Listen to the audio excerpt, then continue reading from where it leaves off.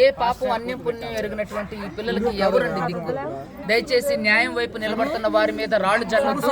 ఎవరైతే మోతీలాల్ అతను ఖచ్చితంగా నిజాన్ని కప్పిపుచ్చడానికి మంగ్లీ గారి దగ్గర డబ్బులు తీసుకొని మరి ఎవరైతే వాళ్ళ జాతి ప్రజలు ఉన్నారో వాళ్ళ జాతి ప్రజల్నే మోసం చేస్తున్నారు. అదే విధంగా సంపత్ గారు ఏవైతే సంపత్ నాయక్ గారు ఏ విధంగా అయితే పోరాటం చేస్తున్నారో దాన్ని కూడా నీరు గార్చే ప్రయత్నం చేస్తున్నారు. న్యాయ వ్యవస్థలో పోరాడుతున్నటువంటి అడ్వకేట్ సుబ్బు బద్దపు కేసులు బనాయిస్తున్నారు. అదేవిధంగా రాజకీయ శక్తులతో బెదిరిస్తున్నారు. అదేవిధంగా డబ్బులు ఆశ చూపిస్తున్నారు. మరి అడ్వకేట్ సుబ్బు మీద కేసు పెట్టగలిగినటువంటి మంగ్లీ గారు ఎందుకని ఆవిడ లేదనుకోండి, ఆవిడ పేరు చెప్పి మోసం చేసినటువంటి వారి మీద ఎందుకని ఇంతవరకు మంగ్లీ కేసు పెట్టలేదు? మంగ్లీ గారు ఎక్కడికి వెళ్ళిపోయారు? గత 5 రోజుల నుంచి 4 రోజుల నుంచి ఎక్కడ కనిపించట్లేదు.